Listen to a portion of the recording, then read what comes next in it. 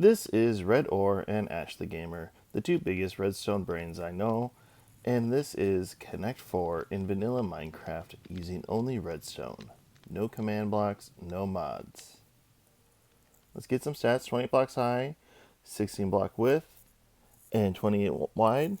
No spammable buttons, overflow detection, self-resetting with an average of 1.5 minutes. It only took them 7 days to build this amazing contraption. Now here we see how the sorting system works in order to reset the system. Because anvils are not a solid block, they don't transmit a redstone signal like the sand does. And that allows the machine to be able to detect the difference between the yellow and blue concrete powder and reset itself and keep everything sorted correctly.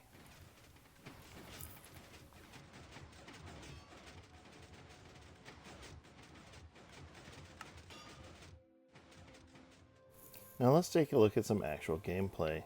Very simple, a turn indicator on the right, and press the button for where you wish to drop your piece.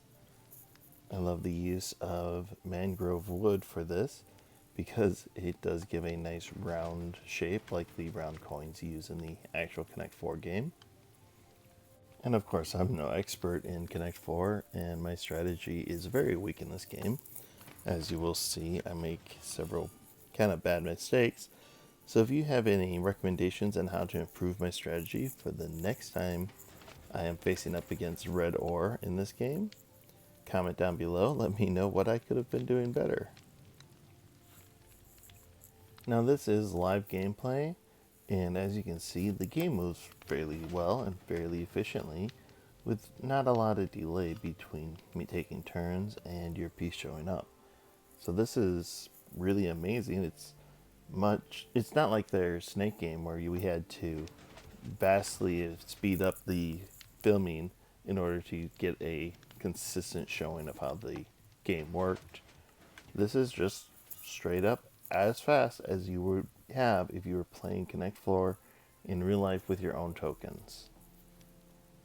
Now this game would otherwise go on for several minutes, and maybe we don't all have the patience to sit around and watch us select our moves, so I'm going to speed up this next section, not so much because it is a necessity of the game, but just for the sake of timeliness and making the video more watchable.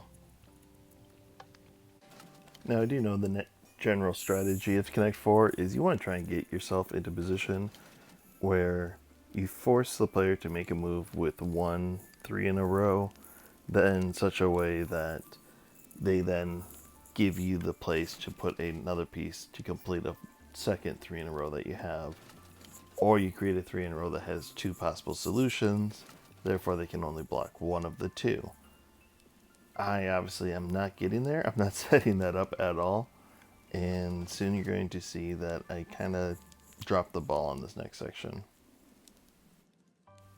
I wish I could say that on rewatching this video clip and recording that I definitely saw a means of which I could do better and have come out on top, but ultimately I don't see it. All I see is attempting to just set up a place, being blocked with every future move I think I have set up, and then make a really dumb mistake right at the end.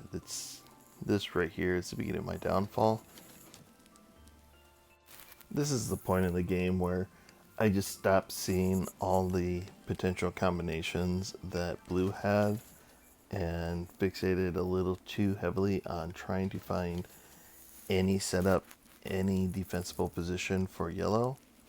And I thought I saw one that would maybe force him to act in a certain way, when in reality all it did was set him up for the win, and he saw it right away. He's like, what?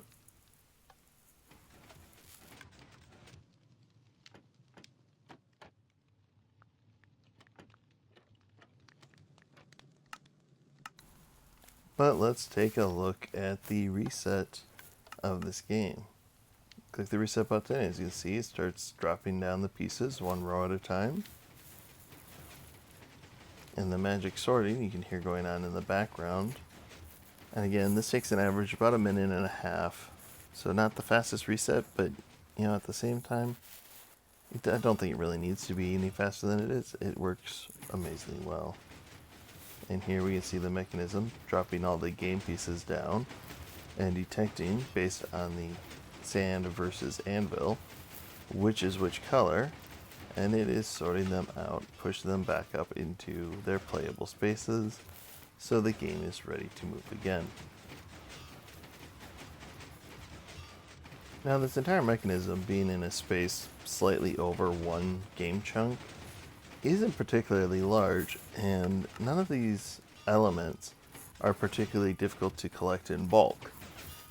I could easily collect everything needed to build this in a survival vanilla world, and Red Ore has offered to me the world download so that I could recreate this on the Shifted Reality series on the Real SMP server. So, what do you think? Comment down below if you think that I should come in and try and recreate this at my base for people to play on the server.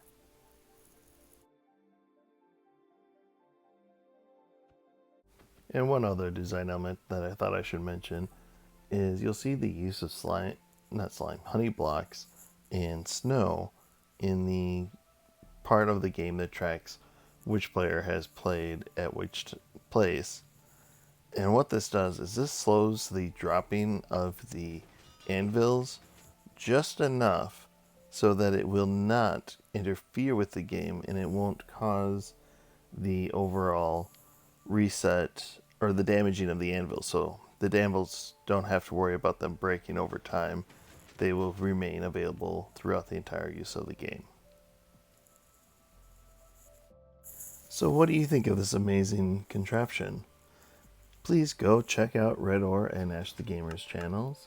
They occasionally post shorts and clips of them designing these things, and give them the likes that they deserve for this amazing build.